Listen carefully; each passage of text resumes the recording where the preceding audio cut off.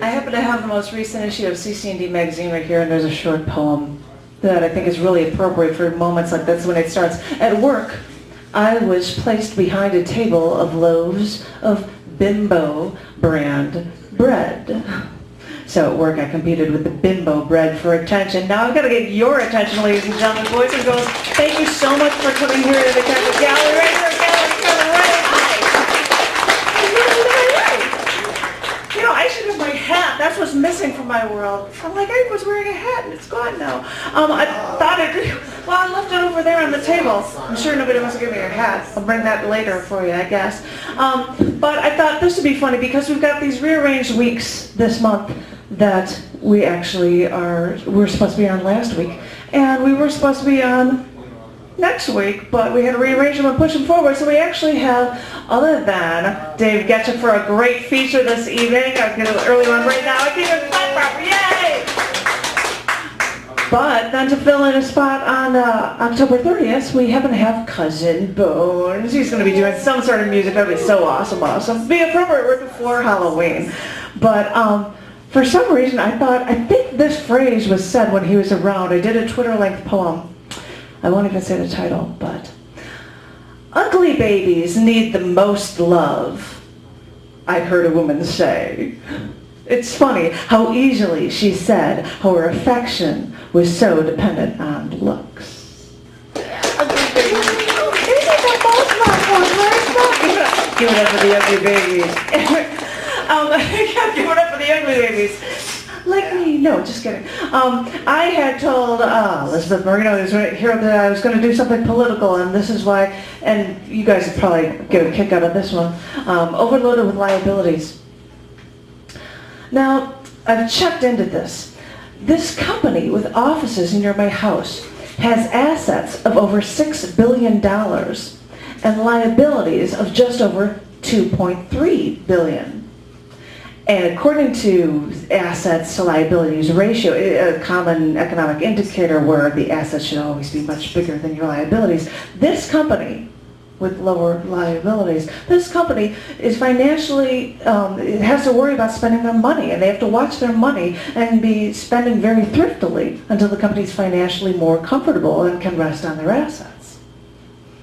Now, I'm no economist, I'm no economics major, but I just heard that the U.S. government has something like $2.3 trillion in assets and $16 trillion in liabilities. As I said, I'm no accountant, but I know numbers, and I just have to wonder what the U.S. government has to be able to do before it can be financially comfortable and we can all begin to rest on our assets again. I mean, look at that. We worry so much about the economy for ourselves and take care of things, and our own government can be so incredibly in debt and owe so many millions to people, and still, we're the biggest name? You've got to be kidding me, right?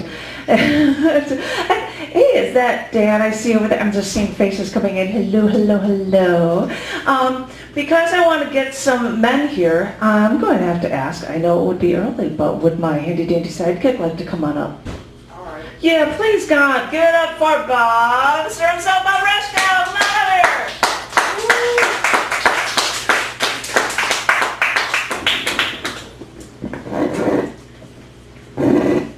It's very touching. I'm moving up my So these are the creaking noises. You need bodily creaking noises. You know, those Foley artists needs those sound effects for a thing on Halloween, right?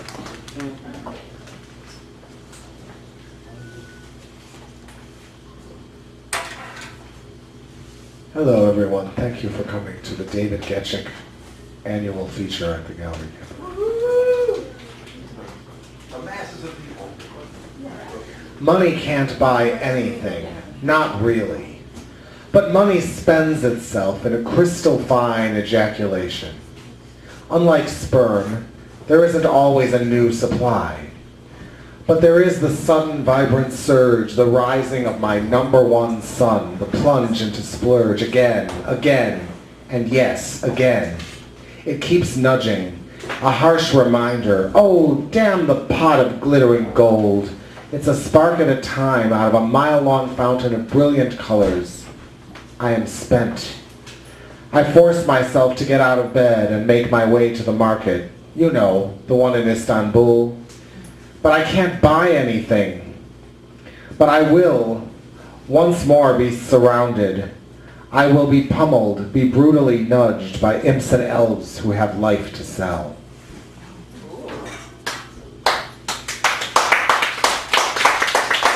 Thanks. This is a resurrected poem.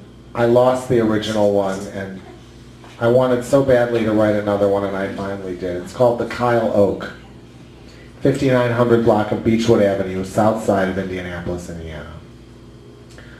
Look to the south, toward the old grove of beeches, not to the north, where rich sons and old boarding houses still reminisce of prosperous, simpler days. Not to the east, where the remnants of industry cling.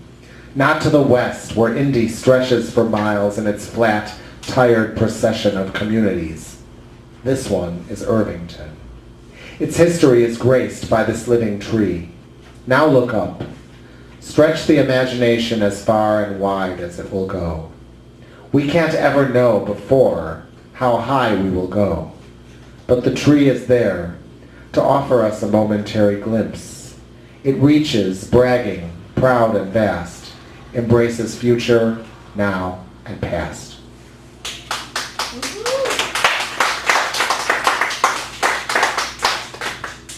I have two more, if that's all right. Yay!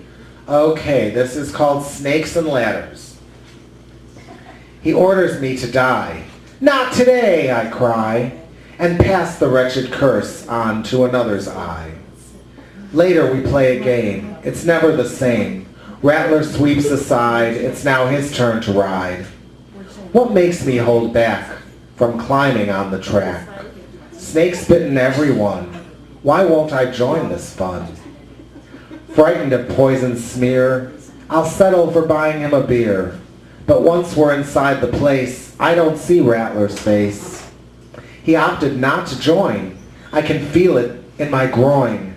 Desperate longing, desperate pain. I've blown my chance again.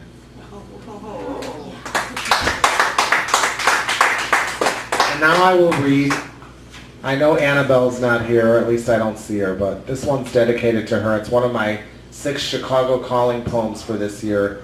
We had it, this particular reading went last Wednesday night at Phyllis's after I came here, not realizing that there was no reading. And this is based on my dear friend Tony Renner's very simple painting called Vital Gesture. And it's called Reach Out of the Darkness, and it's for Annabelle Echo. Intersection into sections. East to west and north to south. It's so simple, but it's as old as my transistor radio playing Friend and Lover. I think it's so groovy now that people are finally getting together. It's so elementary. Examine the elements. You have 4 directions.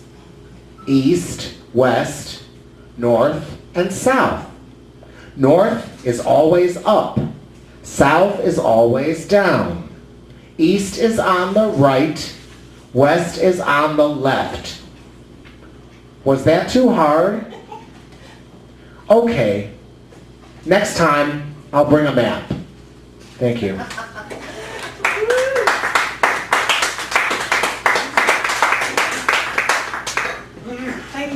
Thank you, Bob Rashkow. Thank you very much. Is the other camera okay, John? I know you just said the one. I don't know. I see my cameraman going. I'm like, what? I forget that I'm the giant Nas. But I wanted to read something from Scars Publications, which I run, does 2 literary magazines, but we also periodically release chapbooks that are submitted to us as books, and one was just released, Champagne, Hot Water, and it's from CEE, and he lives, I think, in Normal, Illinois, or something like. Not that you need to know that, but I thought I'd read something from this just because I can. His stuff is in the writing section because we have all published things actually appear on the website at scars.tv. But I'm just picking one of them. This one is called Knocked It Down. Caseworker so far gone, he kept a bottle at work. I never told his boss what I knew. Don't believe in that. I believe in my version of Chaplin. Everyone has the right to hang themselves. It took 6 months, but they got him. Of course, I had to visit him for rehab. Got dragged along. I know that sounds horrible and bitter, but no light lunch was served. See? And if people are interested in submitting things for chapbooks to me or for literary magazines, you can bug me anytime or go to scars.tv for information. And now, I love it. I can intersperse this with the hello, Jerry. I'm seeing more people showing up, hello. But now I have to give it up for, I can't really give it up for Marino, but I want everybody to scream like freaking idiots for my newbie beauties. Give it up for Abby. Abby, give it up for woo!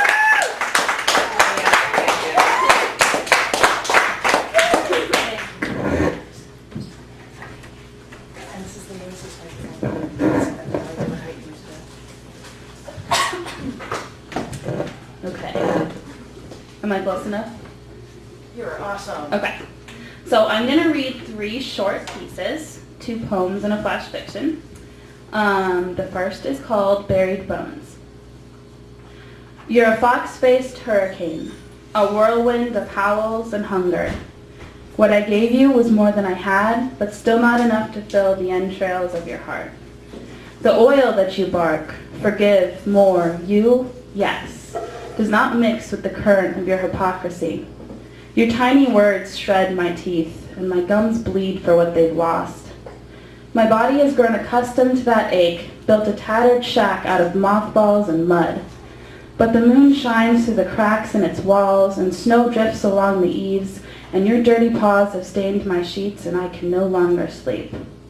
I am an empty vessel, a fool, stroking your head with broken hands. You're a ragged dog, rusty tongue wagging in hopeful abandon for grace I cannot give.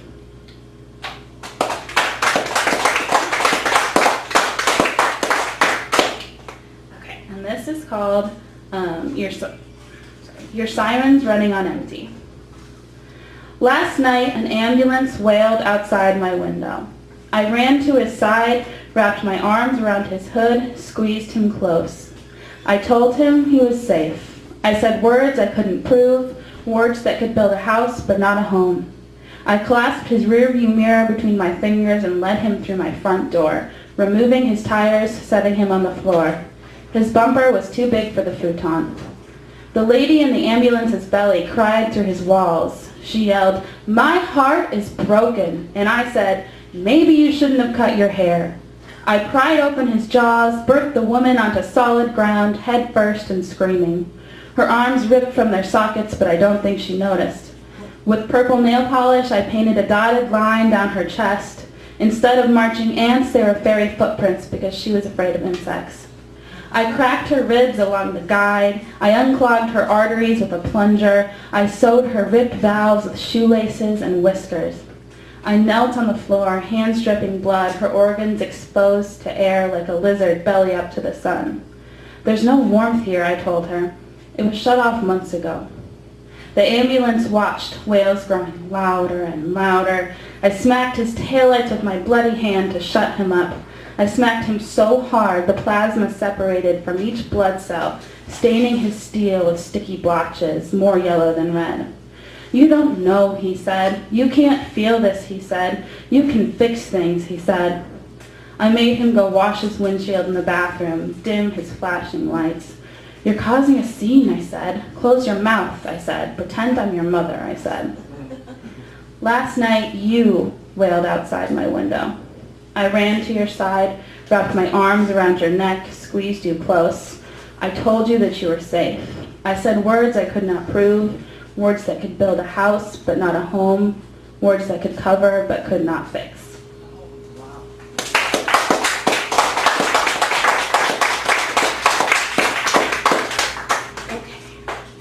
Okay, very last one. This is called Aftermath. You're the tan line on a finger from a wedding band that's no longer there. Something I once held close but lost. You're beautiful but temporary because I don't know how to let you stay. Last year I lost my slow dance, my family dinner. They walked out the door, leaving behind their scent of mint gum and cedar chips. I set fire to the door frame, forgetting that I would be the one living in smoke. And now you hold me like the keys to your first car. Touch me with your lips like I'm the last bite of the best cake and you haven't eaten in weeks. But you don't know about the nights I've spent drowning in my own hypocrisy. My hair is dry, but my lungs are still soggy. And I want to tell you you're wrong when you say I'm a baseball through a window to a room with no air. But I've forgotten the word no, and your words feel like a cold sheet on a summer night wrapped just tight enough for sleep.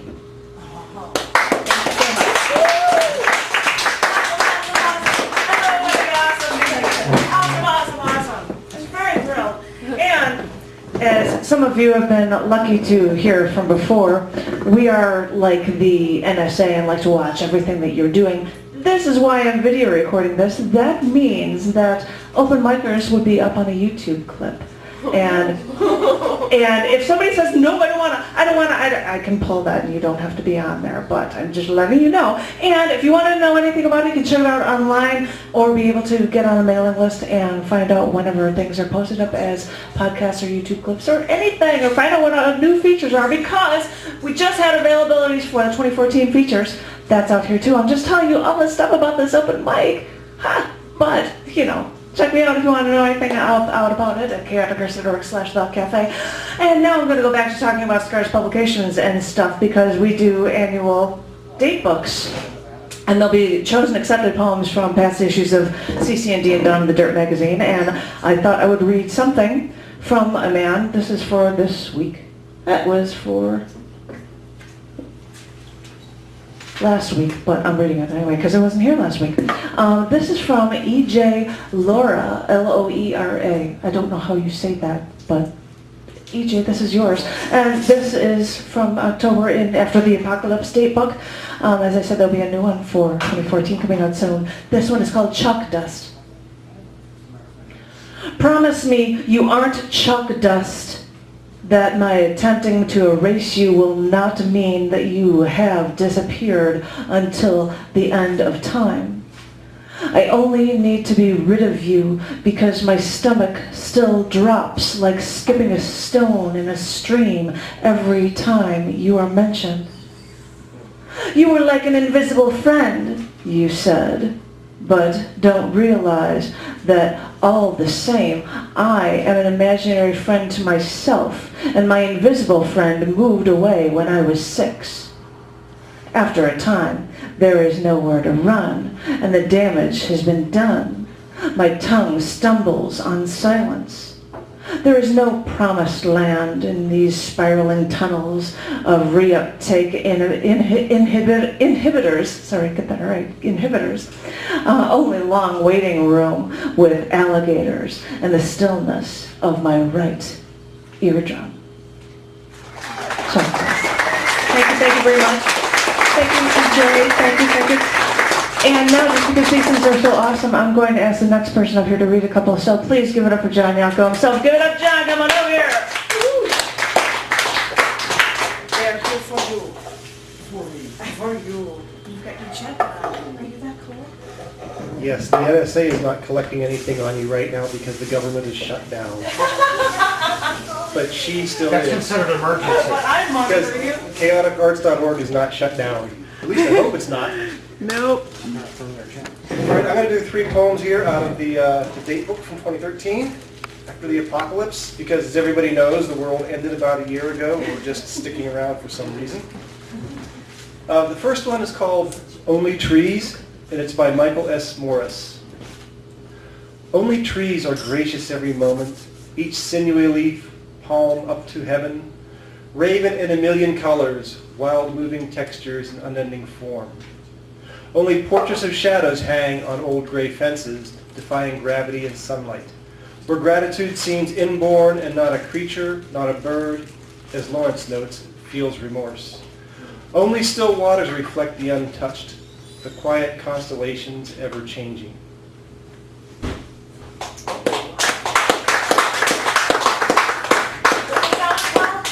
What's that? What was that poem called? Only trees. Only tree. Oh, And I want oh. to sing it out somehow too, but I won't because it'll embarrass you.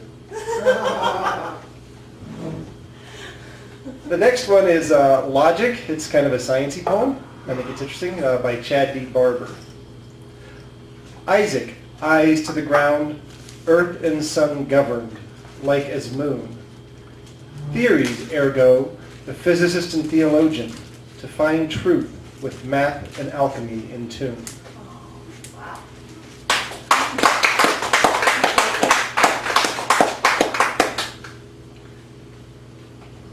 And the last one, I'm trying to figure out if it's a form poem. So if there's anybody out there that knows anything about poetry, if they could tell me, since as you know I'm not a poet, I am an engineer. Maybe you could tell me if this is a form poem or not. It's called Carried on a Breeze by Maria J. Malone.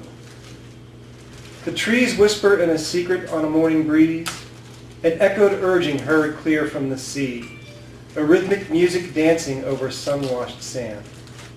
And buried every care you brought there in the sand, hearing only your heartbeat in an ocean breeze, bringing a calming message of hope straight from the sea. When you have finally tasted the salt from the sea, now find comfort in a soft silky blanket of sand, while heartaches carried away like kite in the breeze, to lose yourself completely in breeze, sea, and sand.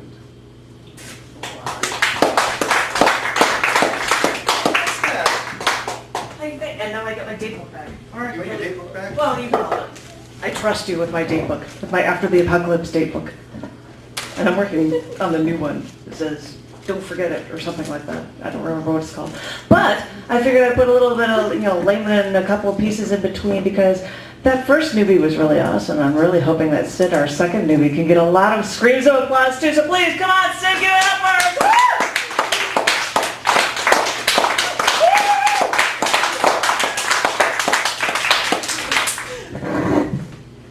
I don't know what you're supposed to do. Okay. I have two pieces. First one is called Field Notes. You're well written one day, and you hope to speak like your father. You admired him in the kitchen and the characters he created to please you when you fell while playing pirates outside. You feel innocent when you're in pure darkness, sitting behind the house you grew up in, and you think about how many times you stepped outside to get away, to sort out with the ones that made you temporarily crazy. And now that you've left home for a while, it seems off, like you've made a mistake. You thought being away would bring you clarity, but it doesn't. Just blank and cold uncertainty. You remember a younger version of yourself, looking out the bedroom window, feeling cursed, because you thought you'd never leave or learn how to love something right, the way you wanted to believe your parents had before. So instead, you create your exterior, rather than mending the hollowness that fiction ate at your bones. Maybe you'll find yourself back where you belong, and have it fit. Because when it does, it's a simple answer to the question you asked ages ago. Fear not, you've made it this far.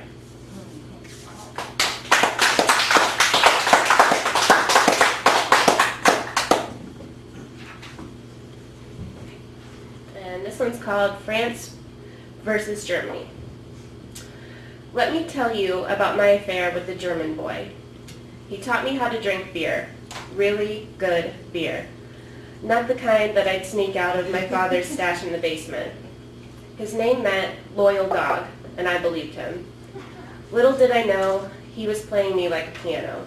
So many keys, so many modes that would either send me into a symphony and others would sound like a humble drunk man's tune. But he still played the keys, didn't go a day without touching them. Our shared passion for Eurotrash music and the obnoxious dancing paired us together like two small children digging the same hole in the sandbox. He'd never hold my hand, but he'd rub my legs with his hands as we waited for the bus on a night out in December. He would never cry. He would never be honest. He'd make excuse after excuse, like he'd order another round at the bar. He would teach me what it was to be unselfish. I didn't realize there was such a thing, when you have nothing to lose and nothing to gain. He showed me how to smoke cigarettes like a heroine in a 1950s noir classic. He'd call me Ace, the girl with so many interests, but you'd never bother to ask her what they actually were.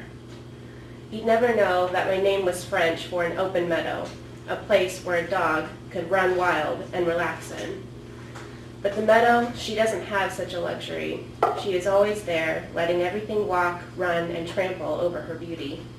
Should have known a boy named Dog wasn't something good for a gal named Meadow. I love it. That's so awesome. Thank you. And I feel like just so freaked out that I'm going to have like so many women in a row. It's blowing my mind. Because normally I'd be like, oh, I'll switch you guys around, but you know I've already asked. So, please, scream like an idiot. Give it up for Elizabeth Marino. Come on up, everybody. Love.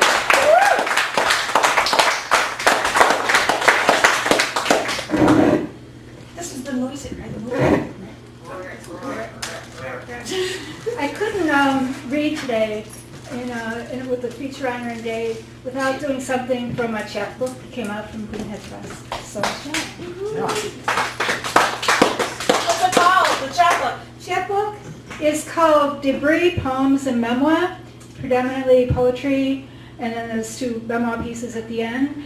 And there are a couple of extra copies that are now sitting on my kitchen table, meant to go into my purse tonight, but this is up for sale if you'd like. This is called Moving Skylines. Heading for Chicago out on Highway 41, a grainy radio station starts wailing out, "You've got to lively up yourself," in a pretend badness. I'm special. Across crew-cut wheat fields of a depressed land, all the air and snakes beneath its surface, smoothed out years ago. Up and across from tropical Bloomington, Indiana, with its hot and heavy air, that's good for softening skin and drawing plants up thick-stemmed and wide-leaved from undulating hills. My notebook tracked a full moon shining down there on us not sleeping through the shortest night of the year. The horizon keeps coming and falling back, the shapes of places that serve grits and cream gravy on white styrofoam. Hills brushed with pale lavender flowers, Scottish heather. A peacock challenging traffic from the middle of the road. You kept commenting on my famous Chinese 2 billion feet can't be wrong slippers. Those must be pretty stylish down in Chicago. I just started seeing them up in Milwaukee. The nights are longer now. The August heat rises. Streetlights wrinkle the air. I crack open my only window. The blues drift in, cool, from the bass player downstairs, urging me to linger. Sweet home, Chicago. Sweet home, Chicago. So it's David Baker.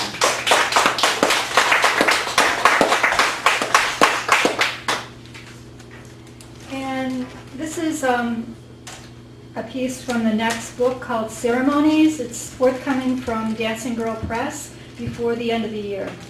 Ceremonies, 1. Never know if there is just one and how dead it is. Did it die a week ago or a former tenant ago? Died somewhere else? Corpse moved to beneath the refrigerator. The shiny black and fuzzy brown beetle, not in my covered ceramic flour and white sugar jars. It's had a life I need to know. 2. The scarred hand of a 4-year-old neighbor trusted me. Let me take it and hold it till his mom came downstairs, looked up, happy danced and smiled. They were going out, somewhere, just out, with the apartment where his crying bounced off the pressing walls and his mother's voices answered. 3. The blue box key locked everything, all the exceptions and proxies to lead a somewhat registered voter to cast a ballot. All the helps in Chinese or Polish or Spanish or Bengali, depending on the precinct. The magnifiers or headphones or small folding chair as well. The blue box key held the promise of a new beginning. Things would be done right at 7:40 an hour between the 5 a.m. pecan rolls and lunch. And so much for politics.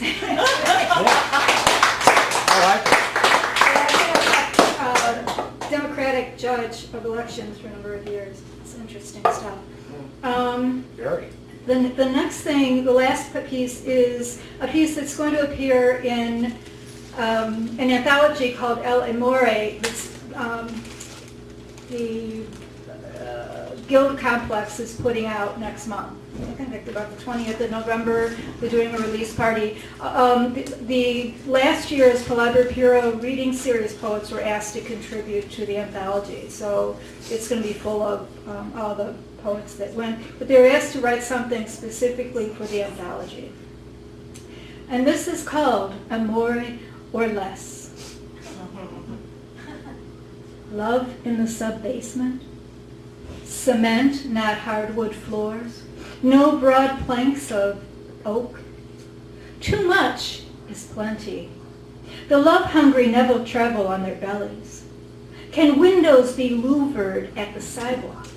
No isinglass panels hang in mahogany frames. We know we have no crystal stair, amore or less are we. Can sheets and pillows be laid down just right so as never to be subject to eviction, foreclosures, or property tax abduction? What we long for versus what we have. When I open my door, will you stand in its frame? Thank you.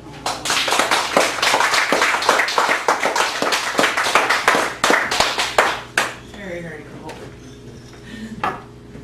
And I go walking up here with this bag last time, and I think I was still so stuck on the fact that the two newbies are like, I'm going to read off of my phone. And I look over and I see Johnny's like, I'm doing work off my phone. And I've got a very ignorant phone. You can't do anything on it. And I was like, what? So I totally spaced out on the fact that I should be hawking, screaming for great, it was going to be nice, long, awesome prose and poetry feature from Dave Gatcher tonight. Oh, yeah. I think somebody sent me on the event listing for his feature and said, well, is there a cover to get in? And I wrote and I said, no, there's no cover to get in. This is a bar, they don't serve food, but you're welcome to bring food. The only thing we do ask is that you would donate something for the feature. And if anybody knows this man, you know that he's so worth it. And I didn't even have a pocket, so I'm just taking all the money I have and I'm just going to throw it in here. And I'm going to pass it around and I am going to bug everyone for it.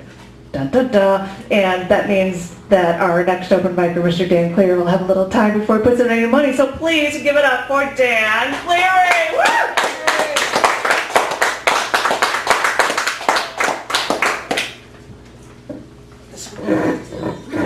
The tall person's always moving. Thank you, Janet. I have a kind of a Halloween poem. It's called At Clark and Montrose. At midnight under the watching moon, when graveyard voices begin to croon, and all the honest world's asleep, and only whispering shadows creep, with every furtive wind that blows, and where they travel no one knows. They move with such a practiced stealth as can't be lucky for the health. A figure standing on the curb for a moment does not disturb the sense that everything's all right. It's just another sight at night, a hooker's plying up her trade. She's pretty, small, and nicely made. At the corner outside a bar. Before long, another joins her, who does not hesitate or balk, but settles in at once to talk. Meanwhile, coming along the street with hardly a sound, silent, fleet, a car, smooth as a purring cat, decides that this is where it's at. Pulls quickly in a parking space, nothing suspicious, out of place, except a sign that's stating clear, sexy senior is in the rear. A matter that's of little note until two thin young men get out. Mustached Latinos, slickly suave, not much older than 25. After they've locked and parked the car, they disappear inside the bar. Back to the ladies on the curb. Their interchange has grown acerb. They speak now with their voices raised, dramatic words, acutely phrased, lightly bickering back and forth.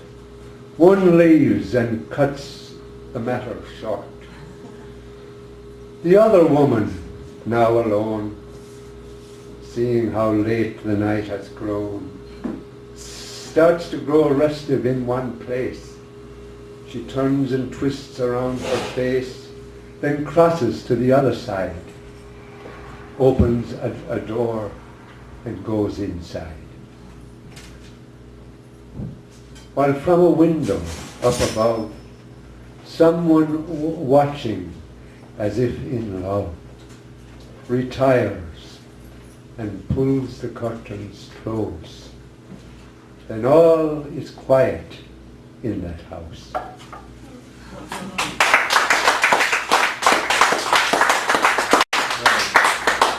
This is me remembering all the lovely, beautiful women I have known. Some few girls brazen in their day and stooping down from far away, have, from their magnanimity, at times looked not askance at me. Beaming down from their great height to where they set my heart alight, and innocent, as who would think, would hardly cause an eye to blink.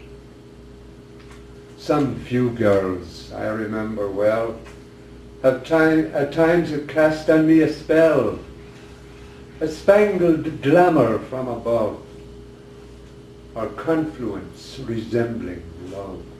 From where they stood, discreetly fond, a shimmering redhead or a blonde, teetering on their platform shoes, the very image of the muse.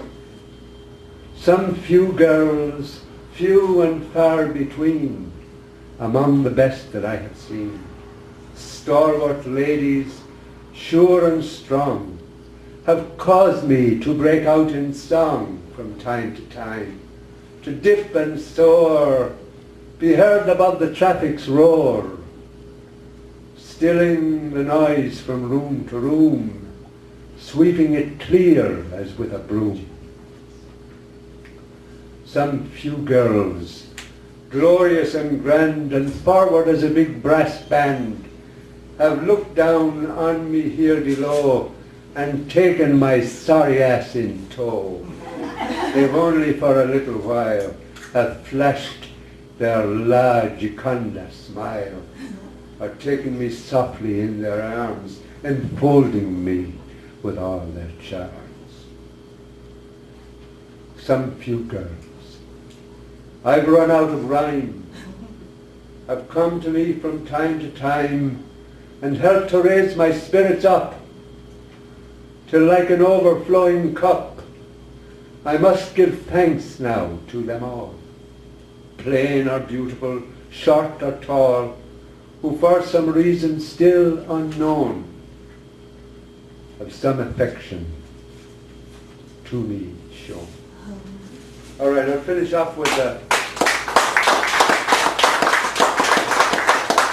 is an address to the new editor of Poetry magazine, Mr. Don Shale.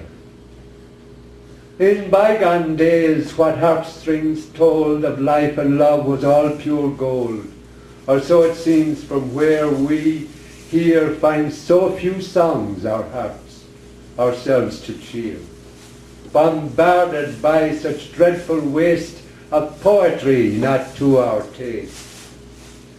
Yet make it new, the cry goes up at this late date from those on top, when what's been new these many years goes on and on for all our fears, already old and past its prime, without at least attempt at rhyme.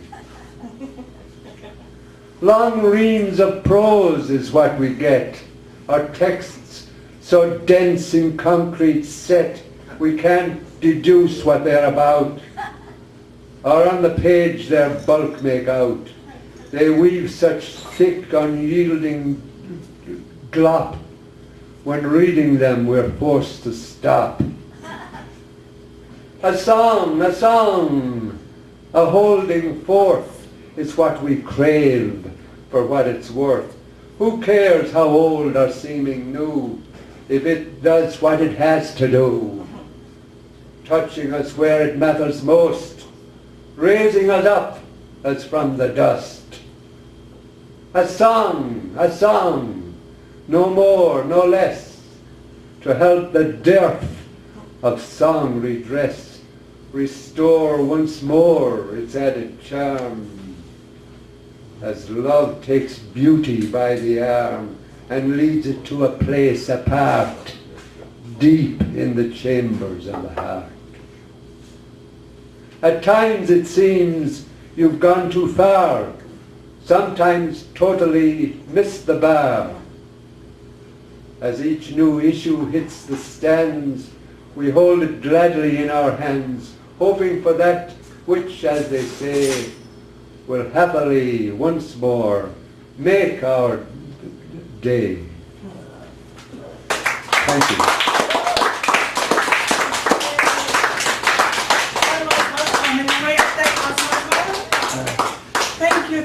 Thank you.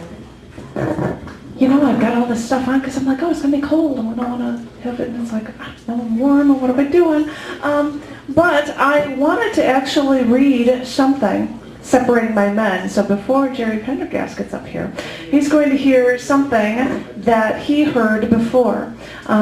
Just recently there was a feature presentation for Francois Leroux, the Howman of South Africa, on Friday, October 4th. 10-4, good buddy, 10-4, 2013. And he had a show, and I did a opening act pre-show thing where I just read a bunch of periodic table poems with his music in the background. And I wanted to share one of them with you, partially because I am also going to be reading brand new, never before read periodic table poems this Sunday at Vittorio Carli's Pilsen reading event. There is a Facebook event for it, or if you want to know anything about it, find me and I'll find the event or something, because I don't know how else to tell you, but it's someplace in Pilsen, and it is all day, and there's a bunch of poets reading, and I'm one of them.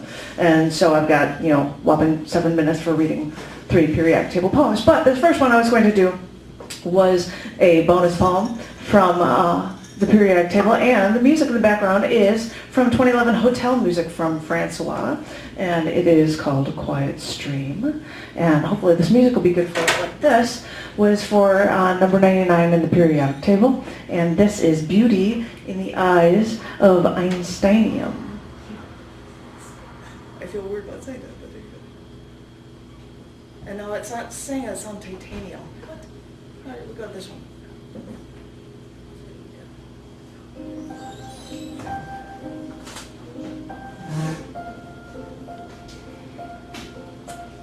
Einstein dismissed some of his theories, some we may know all too well. Einstein didn't like some of his theories because he thought they weren't beautiful. And I wonder, what is beauty? Is it the geomagnetic aberrations of the aurora borealis dancing along the horizon of the Arctic Circle? Is it the eternally changing wisps of volcanic trails in Saturn Moon Titan's atmosphere? Or is it the converting of matter into pure energy with just the right formula? We ask, what is beauty? They say beauty is in the eye of the beholder. So it makes me wonder. Einstein understood that everything was relative.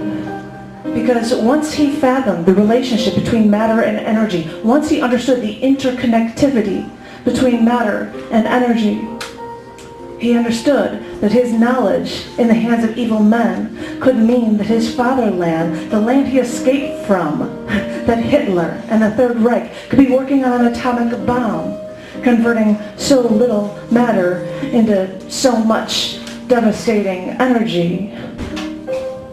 Einstein understood the gravity of his writing a letter to appeal to Roosevelt to create this bomb to protect us from Germany.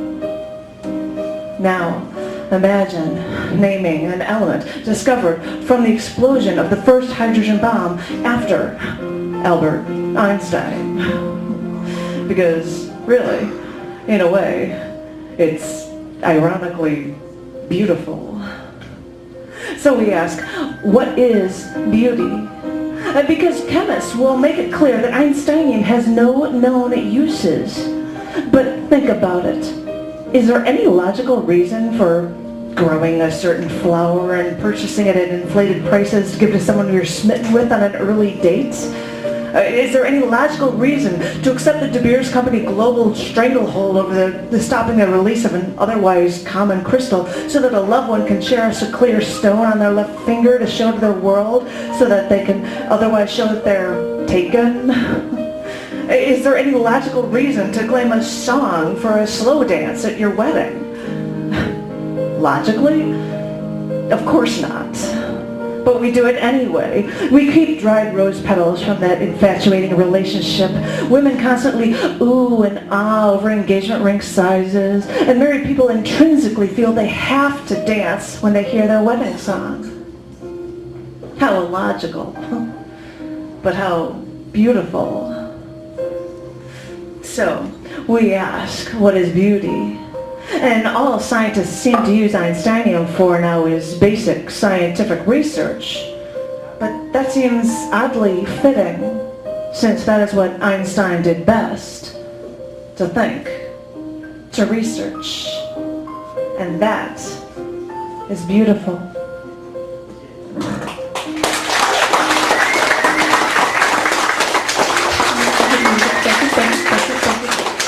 I needed to get that out because I know some people didn't see it or hear it, so I figured I'd share that with you. And so, yeah, and that doesn't mean you have to say, yeah, you're going to hear new periodic table poems, but there's a thing all day. It's at this event in Pilsen, and it's on a Facebook listing if you want to know anything about it. And now I'm going to stop talking about these other show things, and please scream like idiots for Jerry Pendergast. Come on, everyone now.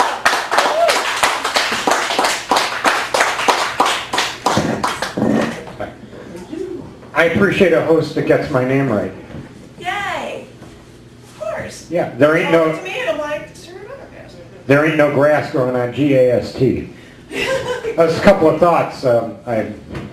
We used to get 10-4 where I went to elementary school because I went to it was a Franciscan school for St. Francis of Assisi, and Mr. Cleary, one of Mr. Cleary's poems actually reminded of a dirty joke I heard in college, about the two hookers. I won't tell it. Janet was also talking a little bit about diamonds in one of her poems, and we also got Butcher of Genoa Day in the Catholic schools when I was growing up in Chicago. He liked gold. It's called Continental Transcontinental Equations Inequalities. What A equal Asia, America, Africa, Amaranth, the main grain of the islands, now called the West Indies. Americas, Amarique, Alberigo, Amerigo, extract your fame name from the mountains, from the people, on an isthmus connecting two large granite slabs of land. A burigo, a merry-go. Reinvent yourself to mountain size with your crude map, your narration. The land you call a virgin. It's more like a widow. Let B equal Bahamas. First group invaded, starting the Columbian contact period. That I read in school, it was a discovery. Let C equal Cologne, colonial. Columbus, Columbia, crucifixes. With the I, the F, banners, puncturing the sand.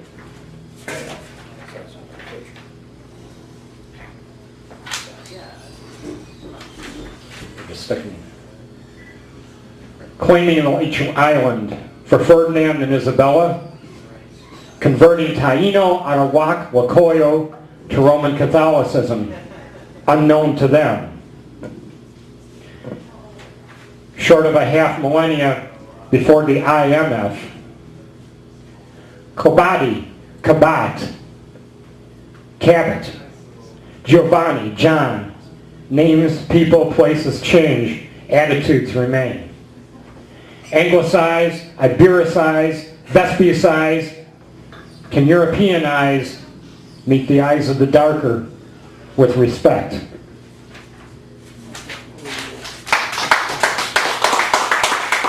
Sorry those pages stuck together. Should have separated them. This is called a simulation. Asan called, I earlier than you, I later than you, to land my language here. Nate, I've heard of him. Is he the one who know no thing about the crops planted, the medicines used by the First Nations that others learned, about the captured and sold, the bodies that dangled from a tree a mile from town, about the inventions of the escaped, the released? Am I great enough to shun the just off the boat that came a year after me? Am I great enough to be accepted by the came a year before me here?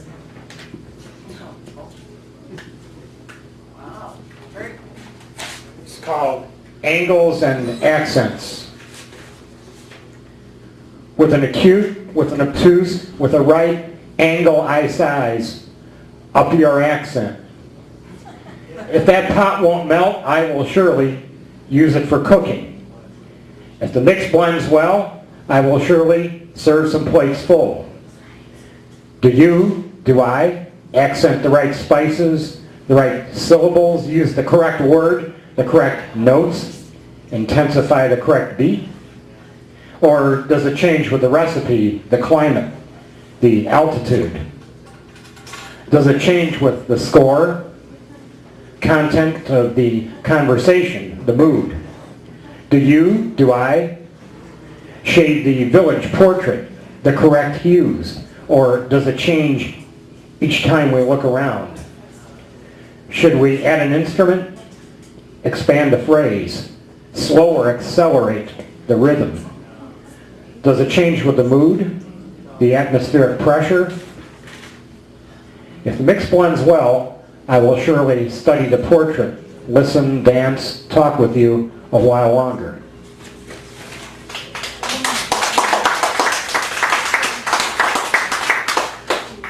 Thank you. All right, but you know, we're all talking about shows and stuff. Thank you very much, Mary. Thank you. It's a triple plus awesome. And I already tell this ultra awesome woman who only just comes every once in a while. And by the way, I did send something like last Friday or something to the whole list for the cafe. If anybody's interested for a feature spot in 2014, look at the thing, send me an email, and the date is yours.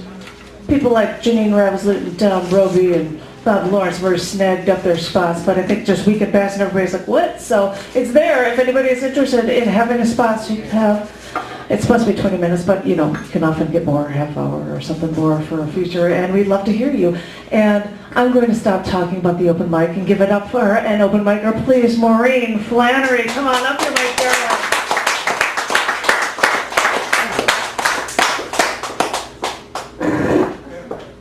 I keep thinking foliars, it's just not.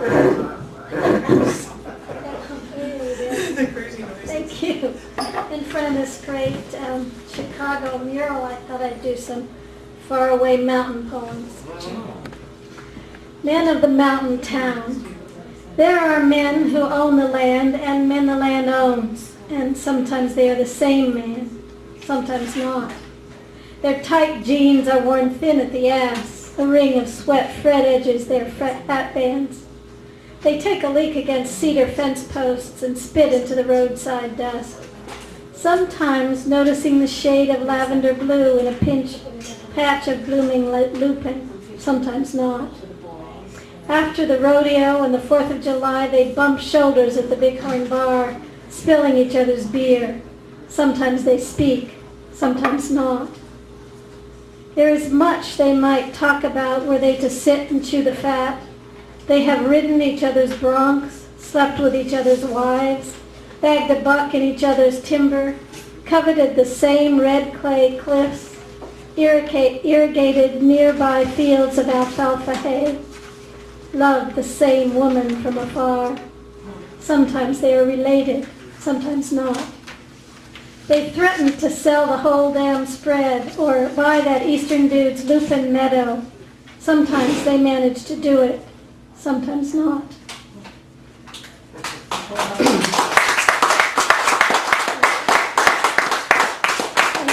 Here's another one about the runaway runaway trucker stop that saves you if your brakes go out and you're going down the mountain. Trucking down the switchbacks. A greenhorn trucker on these mountain roads might not know when to downshift, avoid using his brakes, barreling into a steep grade, side-to-side carnival ride, switching left and right again across the descent to the gravel runaway truck ramp, straight up toward the rim rocks. A short road to nowhere, like the one she's taking you on. Not like, maybe, if there be a trucker's ramp for love, so when you're hightailing it down the mountain and you smell your brake pads, because you've been riding them for dear life, but the incline keeps pulling, and you're gaining speed, losing control, fishtailing, and the freight-laden trailer wants to send you out over the cactus and scrub Juniper Canyon, and you know your brakes won't hold, and you're going to roll. You could see that runaway trucker's ramp coming up, holler one loud profane prayer, jerk the wheels sharp right, and head straight up towards the incline till she slowed to a crawl.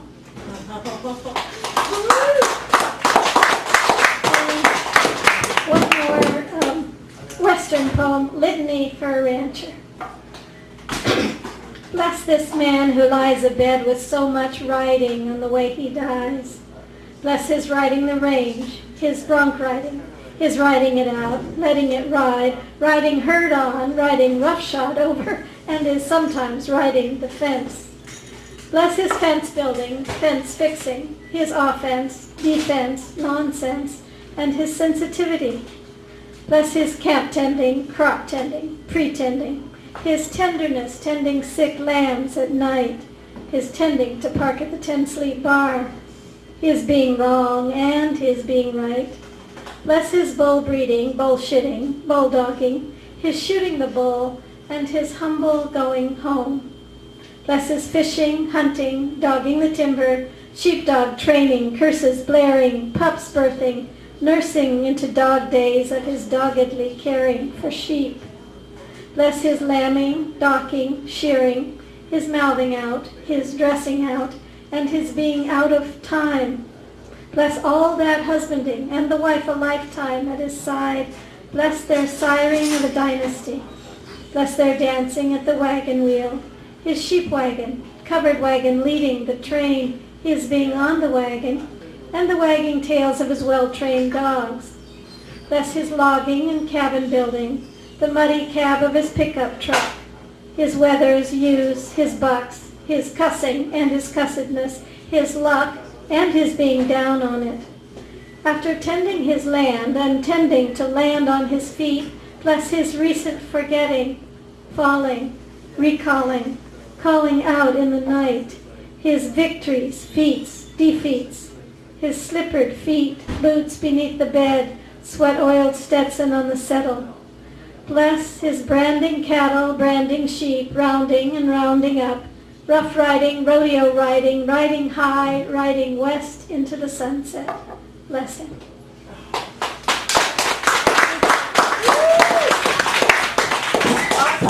Awesome. That's excellent, cool. God, this is all just so awesome. And I just love all these women coming up and reading. I love it. Sorry. Yeah, first time you've outnumbered guys here since I've been coming.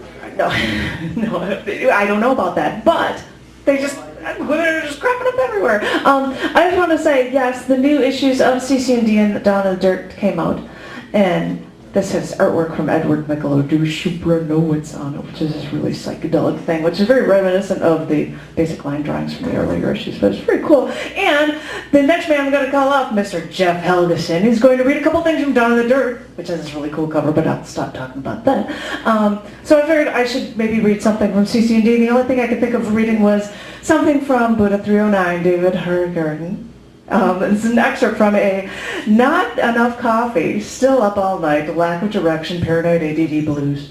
Just a few lines from it. This is from Buddha 309. Does anyone have a cigarette? I've been trying to quit, but my interior decorator says black lung is fashionable this year, and I am a trendsetter. Buddha 309. Yeah, Buddha! Everybody, open your mic. Thank you.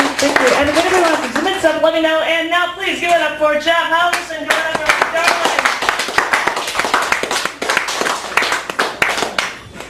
I figured I should read something from the other open mic. All right. Perfect sense to me. Thank you very much.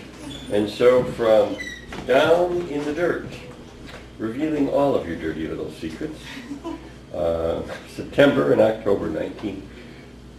Oh, I'm sorry. 2013. It's volume 119. 1913. That would have been a while ago. Okay, so we're going to start with two lines from The Light Is Always There, Milton Jackson. Down in the dirt, I seem to be buried within, but the light is always there. That was a light poem. Oh, yeah. He said select the short pieces. Yep. Well, now we have a sonnet titled Gone by Travis Greene. I promise I did my best to make her stay, yet she left me. So this must be my fate. Still, it's not just his love she stole away, 'cause my call of life she did obliterate. She's left, and I cannot love another. My heart's crumbled and glued to the furniture because a part left with her evermore. She alone can give what I had before. I cannot make it through the night alive. Still I did. I've already vanished. To feel my skin fade and no way to survive, she left me where I cannot move ahead. Merely one can craft the other one, and that, my word, is this girl that is gone. Two-line poem ending with a couplet, a sonnet. Why? By Jonathan Beale. Cut the air! He cried out in his anger and his rage. Voices twisting and whispering in the still morning air, the last word beholden as our escapes retracing the tsunami, the point of timelessness, motion, and then the blind, magnificent lust saves us.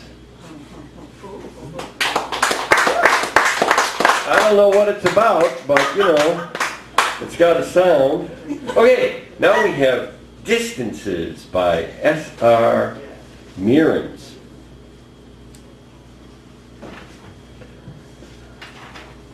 I could never build those words high enough to bridge the void in our differences. Letters came, and between us went, measuring distances in happiness spent or each other's corresponding sorrows. Those words unspoken, although ringing true, never flew as birds over far literary oceans to nestle near my heart, singing of love and lives we should have built, but buried down that damned divide.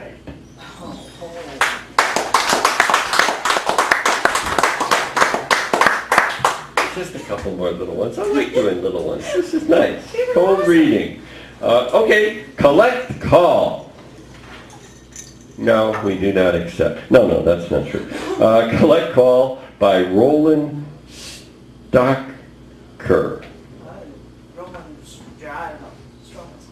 Roland.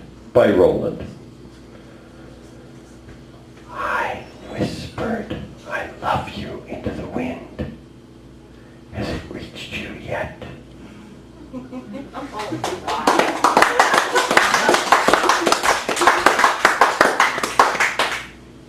Now we'll try Time by Jason D. Cooper. No relation to James Fenimore as far as I know. Well, yes, it does go on for 642 lines. Could be paid by the word. Okay. Every single day, your beautiful eyes change from hazel to gray as the colors of my memories fade away.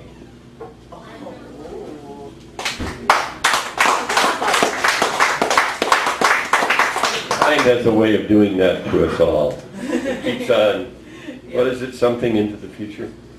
Okay. Now, Some by Kelly Jean White, M.D.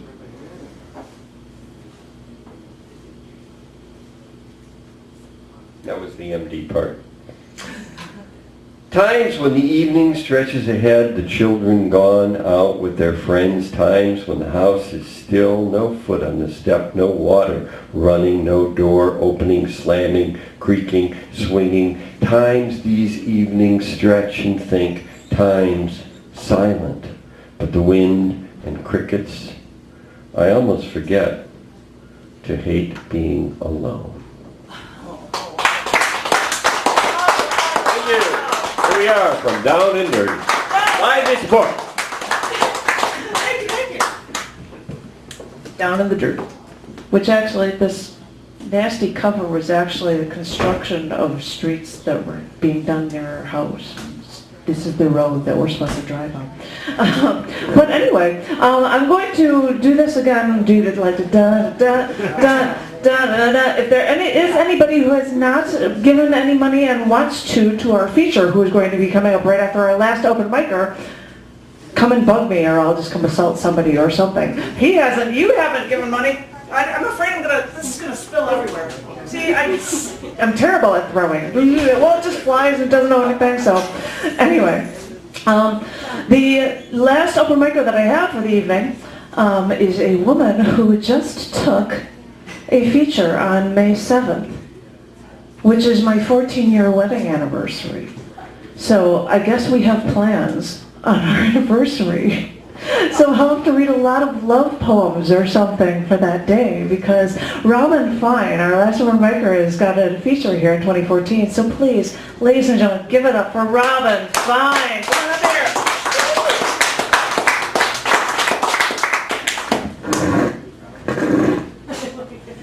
I mean, they were talking about doing something for a movie of like having a body cut in half, and I'm like, Follier, this wouldn't work. But I'm just listening for that. Sorry, I'm just messing around. The first thing I want to say is that it is official, December 13th, Fine Arts Festival. We are doing it again.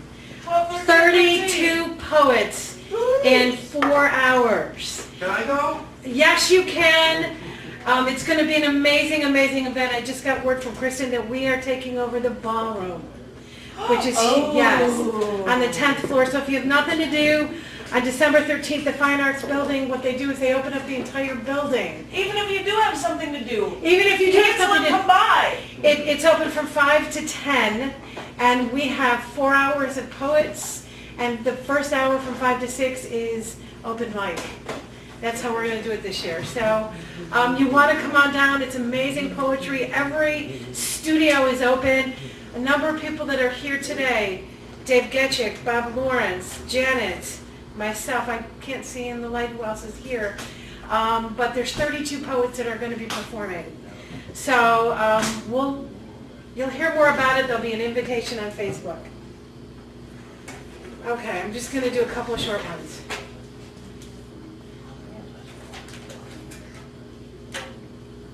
Right now, the working title of this is called Ice. I'm learning not to breathe, to draw in rose and lavender without choking, not to break the silence balance between night and day. Moonlit and shadowed, fingerprinting frost flowers, to float along clouds' edge without falling. Where birds stop frozen mid-flight, silent. I live on this island with jagged edges. To get to me, you have to bleed. A soul bound by stale tears wrapped in a drama of disillusionment. And I'm learning not to breathe. The art of not dying at daybreak, broken birdsong ceasing to call, keeping eyes closed, dreams of dancing with the stars' reflection, only praying for sun's warmth.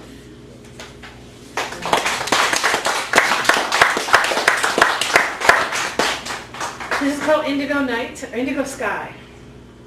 Night. I cannot sleep as heavy velvet unrolls across the city. Deep purple blankets the air, muffles the shapes of a million dreams and regrets. Tiny diamond stud charcoal clouds, and I wonder, will it be this way on the other side? When I rest my head on yielding clouds, peel back a tiny corner, unpick a seam of memory, will I look down and see the sun or the moon, or just the rise and fall of softly breathing streets, my footprints tangling in their forgetful night? Somewhere beyond the yawning buildings, the quiet of light plays its gentle melody. Fleeting fancies dance across the pre-dawn sky, and mine are the only eyes to see. The night sleeps and I am content. Both of these poems were collaboration between me and Oz. Aha. Okay, so now this is something brand new that I'm working on. I don't even have it typed out yet, so it's pretty cool. So I have a title. Chocolate dove glides along sunset in syncopation with the moon. She is Cleopatra incarnate. Liquid gold courses through veins of her imagination. With the curve of her hand, she will tell you a story of Maharaja knights and painted veils. There is a god in the sway of her breast. She will paint you a universe of longing and desire in shades of peacock, basking in the rhythm of her own light. All you need is a glimpse to breathe in her beauty. She is a dream spun behind eyelids, a translucent fantasy. Her hips offer no protestation. She will draw you in with the rhythm of her skin, quench her thirst from your desire. There is God in the rhyme of her body. You will wrap your heart around the curve of her waist as she pulses from side to side, back and forth. With each footprint etched in sand, you slip beyond boundaries of what is real to taste desert heat, sandpaper rough at fingertips reach. She is your Persian princess, if only for pretend, and you pray for a taste, if only she will let you capture her shadow.